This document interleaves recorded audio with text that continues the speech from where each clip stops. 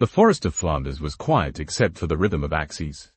Morning mist clung to the tall oak trunks like breath on cold glass. Birds fluttered between branches, and the smell of damp earth rose from the ground. Jean-Baptiste De Rudder, a Belgian laborer in his early 40s, lifted his axe again. He was a strong man once, broad-shouldered, hands hardened by years of honest work, face lined by sun and wind. He wore the clothing of a rural Flemish worker, a coarse linen shirt, dark wool trousers held by suspenders, leather boots thick with mud, and a faded cap pulled low over his brow. The tree groaned under repeated blows. Then came the sound no man forgets. A crack, not of wood, but of fate. The trunk split unpredictably, twisting as it fell. Jean-Baptiste shouted, tried to leap aside, but the massive oak struck him with brutal force. His leg was pinned beneath it. He screamed. When the villagers rushed to him, they saw what no man wished to see. His left leg was shattered. Bones protruded through torn flesh. The limb bent at an unnatural angle, twisted like broken machinery. Blood soaked the mossy ground. Someone crossed himself. Another whispered, he will never walk again. They were right, at least by human judgment. Doctors came from nearby towns. Surgery in the 1860s was crude, painful, and limited. They cleaned the wound as best they could, set the broken bones, and wrapped the leg in heavy splints and bandages. But something went terribly wrong. The bones did not unite. Instead of knitting together, the tibia and fibula remained separated. Over time, the leg healed in deformity. The lower part of the limb became shorter, bent, and unstable. The ends of the bones hardened into rounded masses of scarred tissue, separated by a gap of several centimeters. Medical reports later described it precisely. The tibia was fractured into multiple pieces. The bone ends failed to fuse, forming a false joint, pseudoarthrosis. The leg shortened by several centimeters. The foot twisted inward. Muscles wasted away from disuse. The skin healed, but the limb remained useless. Jean-Baptiste could not stand without crutches. Every step was agony. He became a prisoner of his own body. In rural Belgium, a man who could not work was a burden. Jean-Baptiste tried to return to labor, but his leg collapsed beneath him. Employers turned him away. Friends helped at first, but charity fades with time. His wife watched him struggle in silence. He sat near the hearth in winter, listening to the crackle of firewood he could no longer cut. Outside, other men worked the fields, their laughter drifting across the cold air. Children stared at his twisted leg. Some whispered that he was cursed. Doctors examined him repeatedly. Their verdict was always the same: there is nothing more we can do. One surgeon told him bluntly, if you were younger, we might amputate. But even that may kill you. Jean-Baptiste refused amputation. He would rather lie crippled than lose his leg. Years passed. 8 long years. Pain became his daily companion. At night, he felt burning sensations where bone ends rubbed against each other. Sometimes he cried out in his sleep. But something else grew in him besides pain. Hope. He heard stories of a small town in France. A place called Lourdes. Pilgrims returning from France spoke of extraordinary healings. A spring of water. A poor girl named Bernadette. Doctors baffled by sudden cures. Jean-Baptiste listened carefully. At first, he dismissed the stories as exaggeration. But then a priest visited his village. The priest spoke of Lourdes with quiet conviction. God still works miracles, he said.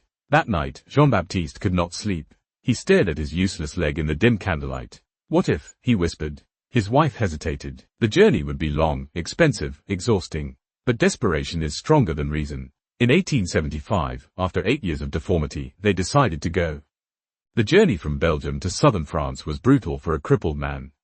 Jean-Baptiste traveled in carts, trains, and wagons. Every movement sent pain through his leg. Fellow pilgrims helped carry him at times. He saw peasants, nuns, soldiers, widows, children, all moving toward the same destination. The closer they came to Lourdes, the more intense the atmosphere became. People prayed aloud. Some sang hymns in French and Latin. Others wept. When the Pyrenees mountains appeared on the horizon, Jean-Baptiste felt something stir in his heart. Fear, hope, and doubt. What if nothing happens? He asked his wife. She squeezed his hand. Then we will still have prayed, she replied. Lourdes in 1875 was not yet the massive pilgrimage city it would become, but it was already alive with devotion. Candles flickered everywhere. The smell of wax and incense filled the air. At the center stood the grotto of Massabielle, a rocky cave where Bernadette had seen the Virgin Mary. A spring flowed from the rock, its water clear and cold. Jean-Baptiste was carried on a stretcher through the crowd. He saw faces filled with expectation, suffering, faith. When he reached the grotto, he felt overwhelmed. The rock walls glistened with moisture. Statues of the Virgin Mary stood above the cave, serene and luminous. He began to tremble. On the morning of April 7, 1875, Jean-Baptiste was brought again to the grotto. He had not slept well. Pain throbbed in his leg. Priests prayed nearby. Pilgrims knelt on the stone ground. Jean-Baptiste closed his eyes. He did not ask for riches. He did not ask for glory. He asked only one thing, to walk again. His wife helped him lean forward. His crutches fell to the ground. He reached down with trembling hands and touched the water from the spring. He washed his deformed leg. At first, nothing happened. Then, a sensation, not pain, not heat, but something deeper, a strange feeling of strength. He felt as if something inside his leg was moving. He gasped. Witnesses later testified that his face turned pale. Jean-Baptiste tried to stand. People around him shouted, "Don't move. You will fall." But he pushed himself up. Slowly, carefully, he placed weight on the injured leg. For the first time in 8 years, the leg did not collapse. He stood. The crowd froze. Jean-Baptiste took one step, then another. The twisted limb straightened. The shortened leg lengthened. He dropped his crutches. He walked. Then he walked faster. Then he ran. People screamed. Some fell to their knees. Others cried, "A miracle! A miracle!" Jean-Baptiste stood in the sunlight, tears streaming down his face. "I am healed," he whispered. The church did not accept miracles lightly. Jean-Baptiste was examined by multiple doctors, including skeptics. They reviewed his medical history from Belgium. They studied his leg. Their findings were astonishing. The fractured tibia and fibula were now perfectly united.